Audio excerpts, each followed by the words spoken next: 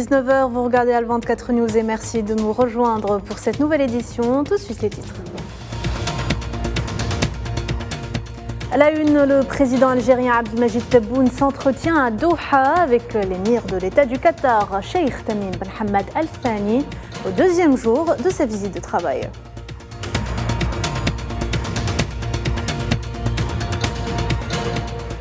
L'accord de pêche Union européenne-Maroc a atteint sa date d'expiration sans négociation en vue pour un éventuel renouvellement. Rabat est dans l'attente d'une décision finale de la Cour de justice européenne.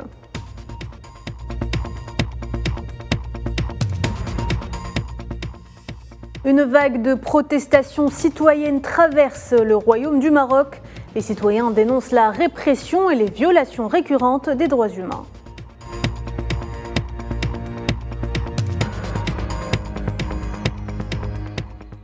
Énergie, le groupe algérien Sonatrach met le cap sur l'Afrique et signe un nouveau protocole d'entente avec une compagnie congolaise.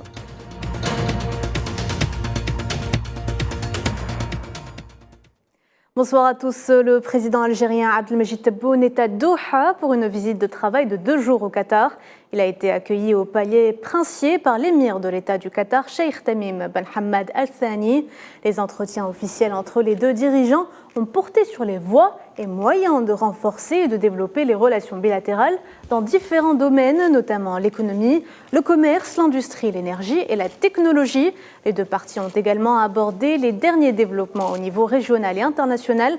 Et après Doha, le président algérien est attendu en Chine pour une visite d'État à l'invitation de son homologue chinois, Xi Jinping.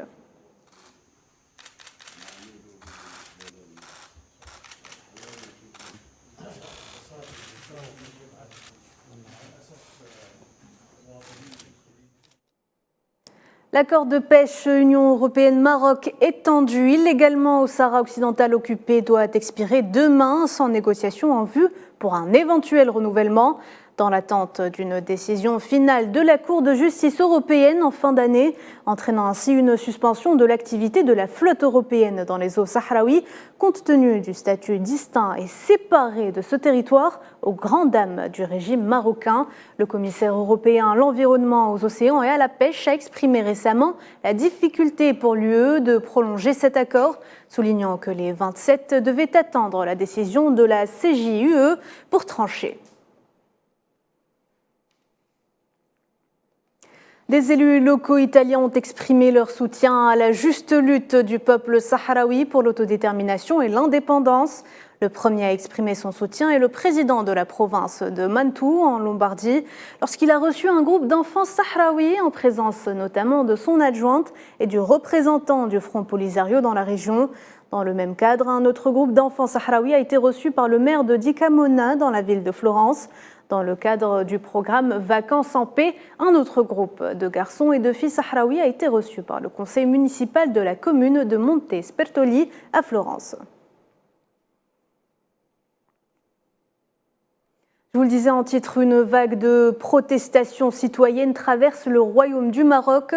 Des manifestants se sont rassemblés devant le Parlement pour dénoncer la corruption endémique qui gangrène la vie publique.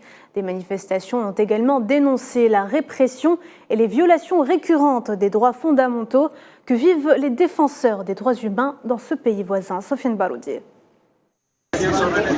Une vague de contestations citoyennes traverse le royaume du Maroc. À l'appel de collectifs et d'associations de défense des droits humains, des manifestations ont eu lieu dans la capitale marocaine. La revendication principale de ces rassemblements consiste en une critique de la corruption endémique et du pillage des deniers publics. À cette occasion, l'Association marocaine pour la protection de l'argent public a qualifié la situation relative au développement du fléau de la corruption, je cite, de dangereuse et menaçant la stabilité du pays, dans une conjoncture de crise économique et sociale aiguë et sur fond de paupérisation et d'appauvrissement sans précédent des classes laborieuses. D'autre part, l'organisation citoyenne a également appelé à sévir contre les responsables du pillage des deniers publics et les coupables de faits d'enrichissement frauduleux et illicite ou de trafic d'influence. Elle a également critiqué sévèrement le manque manifeste de volonté politique afin de lutter contre la corruption, ainsi que la carence manifeste de mécanismes permettant d'assainir la vie publique. Pour sa part, l'Association marocaine de défense des droits humains a organisé un rassemblement dénonçant la répression et les violations récurrentes des libertés fondamentales que vit le mouvement citoyen marocain. Des organisations politiques et syndicales, des associations et des collectifs militants ont répondu à l'appel. Les atteintes flagrantes aux libertés démocratiques, à la liberté d'expression, au droit syndical ont été décrits dans les slogans comme étant une situation de blocus total exercée à l'encontre des défenseurs des droits humains. Pour rappel, plusieurs journalistes et militants sont incarcérés dans les geôles marocaines.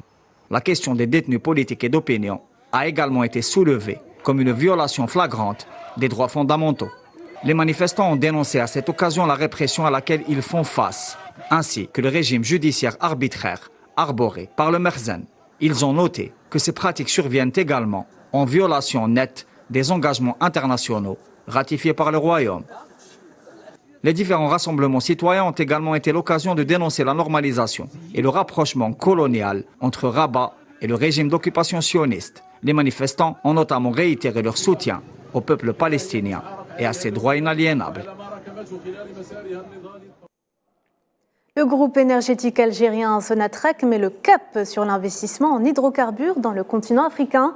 Un protocole d'entente a été signé ce dimanche avec la Société nationale de pétrole congolaise dans les domaines de l'exploration jusqu'à la commercialisation de divers produits énergétiques. Mohamed Wali Ben Chaban. Pour asseoir les bases d'une collaboration effective et durable dans les domaines de l'exploration jusqu'à la commercialisation des hydrocarbures, le groupe algérien Sonatrach s'apprête à lancer des projets d'investissement au Congo, ciblant des activités en amont. Et aujourd'hui, l'Afrique a besoin de renforcer des relations entre ces sociétés, notamment dans le domaine de l'exploration et la production, le transport, le développement, la production et la transformation.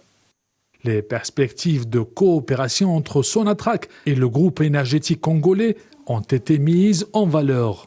Pour acter cette joint-venture, Sonatrach et la Société nationale de pétrole congolaise ont signé un protocole d'entente à cet effet.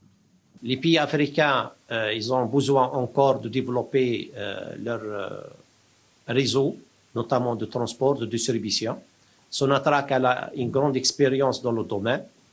On va partager nos expériences sur toute la chaîne de valeur et on va accompagner nos amis de la Société nationale de pétrole du Congo dans la formation de leur cadre.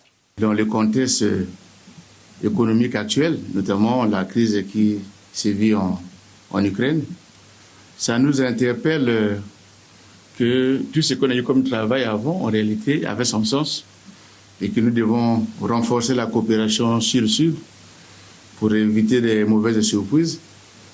Et je pense que vous avez tout dit en rappelant l'importance de la visite, surtout pour la délégation congolaise.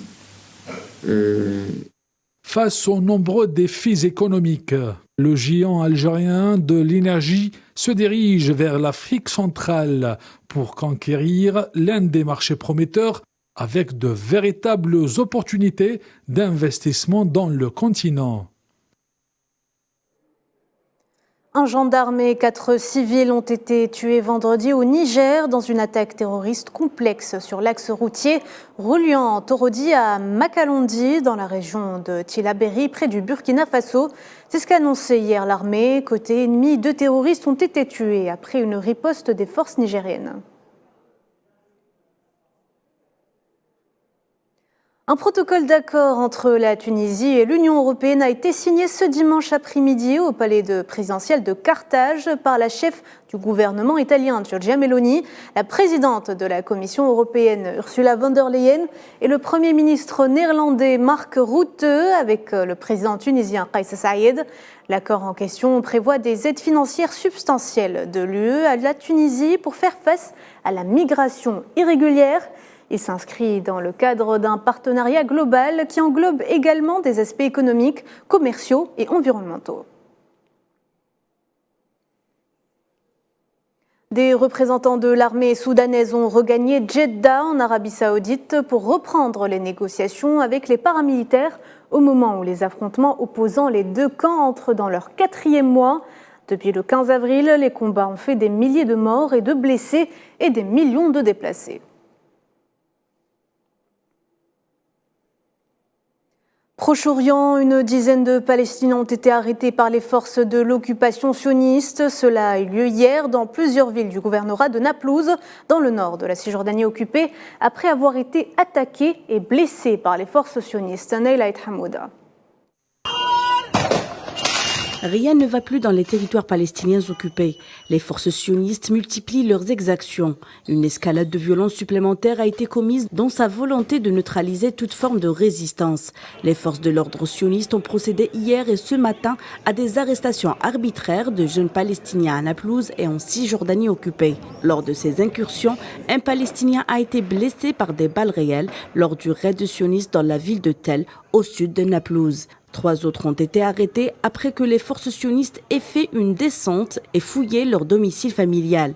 L'autre incursion a eu lieu aujourd'hui à Al-Quds Est, où les forces d'occupation ont arrêté un autre Palestinien. Les enfants ne sont pas épargnés par la horde sauvage sioniste. Un garçon a été conduit au geôle suite aux affrontements qui ont éclaté dans la ville de Silwan. Le père de l'enfant a lui aussi été mis en détention alors qu'il tentait de l'arracher des mains de l'armée sioniste. Plusieurs villes du gouvernorat de Naplouse, dans le nord de la Cisjordanie occupée, ont été également attaquées par les forces d'occupation sionistes. El-Masakin et d'autres quartiers du camp de réfugiés El-Askar, à la périphérie de la ville de Naplouse, ont été pris d'assaut. Des gaz lacrymogènes et des grenades assourdissantes ont été tirées. Les forces sionistes ont également pris d'assaut les villages de Beit Fourik, Madama, Izmout, Rojit, Kafr Khalil, Salem et Koussine, à l'est et au sud de Naplouse. Cette énième provocation de l'entité sioniste témoigne une fois de plus une escalade sans précédent envers une population palestinienne sans défense et isolée par le silence international. Et des dizaines de colons ont pris d'assaut ce dimanche la mosquée Saint Al-Aqsa depuis la porte des Maghrébins sous la protection des forces d'occupation. Les colons ont pratiqué des rituels talmudiques aux portes de la mosquée et de ses esplanades. Pour la première fois en 12 ans, le Premier ministre irakien Mohamed Shia al-Soudani et le président syrien Bachar al-Assad se sont entretenus ce dimanche à Damas.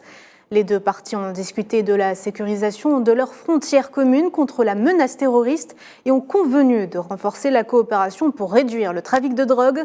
Le chef de l'exécutif irakien a déclaré qu'ils avaient également discuté des moyens de lutter contre la sécheresse et le changement climatique et de la nécessité de sécuriser l'approvisionnement en eau en raison de la construction de barrages en amont par la Turquie.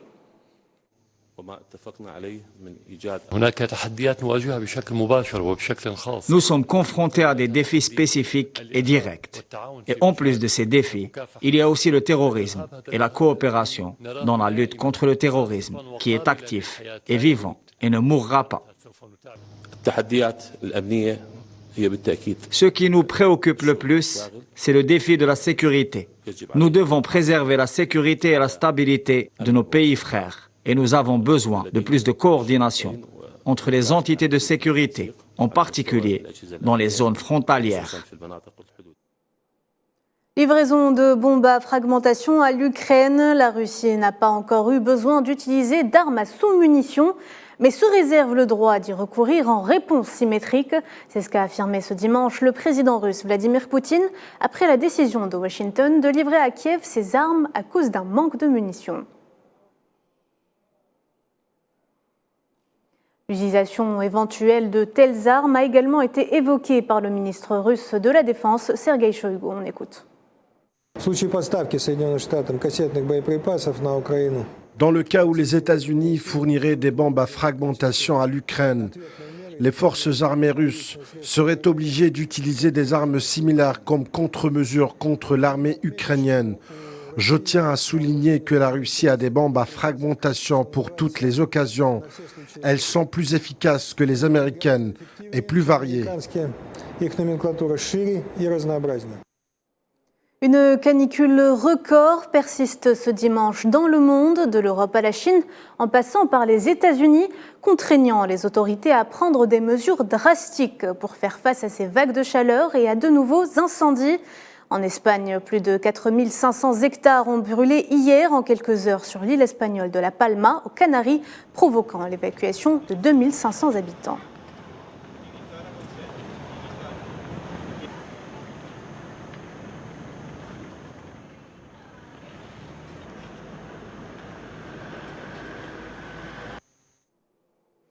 Et au pays du soleil levant, Tokyo et sa périphérie sont en alerte canicule. Les températures avoisinent en effet les records avec 39 degrés attendus, Madame Zienzitone. Tout comme sur le vieux continent, le Japon n'a pas été épargné cet été par la canicule. Les thermomètres se sont affolés et ont enregistré des températures records. À Tokyo et sa périphérie, les autorités ont décrété une alerte canicule. Le scénario se répète après une année. En juillet 2022, le Japon a été confronté à une canicule historique où les températures ont dépassé les 40 degrés Celsius. Ce sont les conséquences du réchauffement climatique auxquelles les Japonais ainsi que les touristes étrangers commencent à s'y habituer. Oui, le simple fait de marcher est épuisant. On transpire sans rien faire. Et j'ai l'impression que les gens ici supportent la chaleur bien mieux que nous, les Européens, parce que nous sommes habitués à des températures plus basses en été. Face à cette vague de chaleur, les autorités demandent à la population de rester à l'ombre et d'éviter de faire de l'exercice. J'ai l'impression qu'à chaque fois que nous visitons un endroit et qu'il y a une vague de chaleur ou une catastrophe météorologique rare, c'est en quelque sorte devenu la nouvelle normalité. Ça me préoccupe beaucoup. Je pense que c'est vraiment dommage parce que c'est une très belle ville. Nous voulons sortir autant que possible, mais avec la chaleur qui fait, j'ai l'impression que nous devons en tenir compte et rester à l'intérieur autant que possible. Mais il est certain que le changement climatique est une grande préoccupation. Dans un pays qui compte 30% de sa population âgée de plus de 65 ans et 6 centenaires pour 1000 habitants, la prudence est désormais primordiale. Et allez, on passe au sport. Après 12 jours de compétition, la 15e édition des Jeux Arabes Algérie 2023 s'est clôturée ce samedi soir en apothéose. L'Algérie a réussi son pari en rassemblant à nouveau les sportifs arabes. L'édition de Doha en 2011. Les athlètes algériens, de leur côté, ont survolé les différentes épreuves. Faisal Salah. La 15e édition des Jeux Arabes Algérie 2023 fut une réussite sportive. L'Algérie a impressionné, elle a démontré sa puissance organisationnelle des compétitions sportives arabes et africaines. L'Algérie a incarné le symbole de la fraternité et de l'hospitalité avec une organisation quasi parfaite, en démontrant ses capacités en logistique qui ont rendu l'événement une fête quotidienne. C'est ma première fois à Oran, ma première fois en Algérie. Une agréable ambiance. C'est super sympa, très accueillant. C'est formidable d'être ici. Dans les 5 villes qui ont abrité la compétition arabe, à Oran, Annaba, Tipaza, Constantine ou encore Alger, 22 pays ont pris part à ces Jeux arabes. Plus de 3500 athlètes ont concouru lors de la 15e édition dans 22 disciplines collectives et individuelles, avec des objectifs différents, mais surtout avec un esprit d'union et de solidarité. Le monde arabe s'est rassemblé en Algérie. Des records ont été battus, des athlètes se sont illustrés, certains sportifs ont réussi à se qualifier aux Jeux Olympiques Paris 2024. Certains athlètes ont battu les records personnels, tandis que d'autres ont battu les records arabes. Des performances de haut niveau saluées par le président de la République, Abdelmadjid Tebboune, qui a tenu à rendre hommage aux athlètes algériens et les organisateurs de ce grand événement sportif arabe. Seule en tête du classement des médailles, l'Algérie a survolé la compétition en s'adjugeant 255 médailles, 106 en or, 77 en argent et 72 en bronze. J'ai vraiment été surpris par l'organisation. J'ai été surpris aussi par le séjour qu'on nous a proposé depuis notre atterrissage à l'aéroport. Les Algériens sont accueillants et l'Algérie est en développement constant. Je remercie le gouvernement algérien, je remercie le ministère de la Jeunesse et des Sports et je remercie le comité olympique. Le drapeau de l'Union des comités olympiques arabes a été remis aux représentants du Royaume d'Arabie Saoudite qui abritera la 16e édition. Et après le Qatar, le président algérien Abdelmajid Tebboune quitte Doha pour se rendre à Pékin.